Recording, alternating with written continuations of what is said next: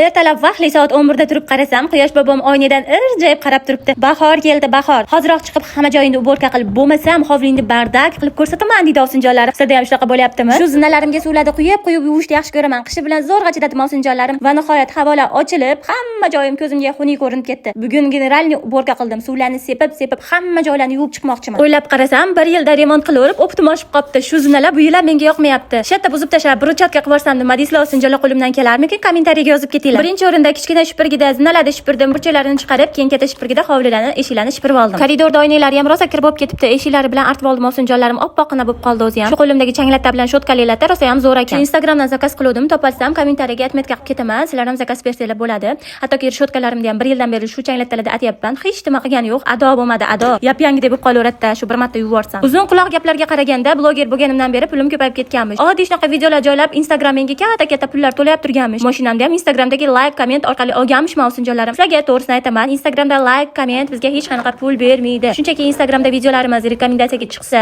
odamlarga ma'qul kelsa, qo'llab-quvvatlashadi va bizning reklamalarimiz ko'payadi, shu orqali daromad qilishimiz mumkin. Ba'zi holatlarda men reklama ham umuman olmayman. Chunki ovsinjonlarimda zeriktirib qo'yishda xohlamayman. Iloji boricha profilimda reklamani kamroq olishga harakat qilaman. Qachonki foydali, xalq uchun manfaatli bo'lsagina reklama joylayman. Xo'sh, unda meni daromadim qaysi tarafdan keladi ovsinjonlar? Instagram, Facebook, YouTube va asosiysi montaj bo'yicha ekspertman ovsinjonlarim. 2 yildan beri shu yo'nalishda ishlayman. Shuning uchun o'zimda blogimni rivojlantirish menga unchalik qiyin bo'lmagan. Menga o'xshagan ovsinjonlarim juda ham ko'p, o'zini blogini rivojlantirib, daromad qilishni xohlaydi. Ular uchun esa men 2 yillik bilimlarim jamlangan onlayn kursimni tayyor qilib qo'yganman. Instagram, YouTube'da sahifasini rivojlantirmoqchi bo'lgan hamma uchun kerakli kurs hisoblanadi. Narxi ham atiga 199 ming so'm. Hamma bilimlarni miridan sirigacha o'rgatganman. Onlayn kursda xarid qilish uchun qoldirilgan nomerlarga aloqaga chiqinglar, mabodo tushalmasanglar Telegramdan yozinglar.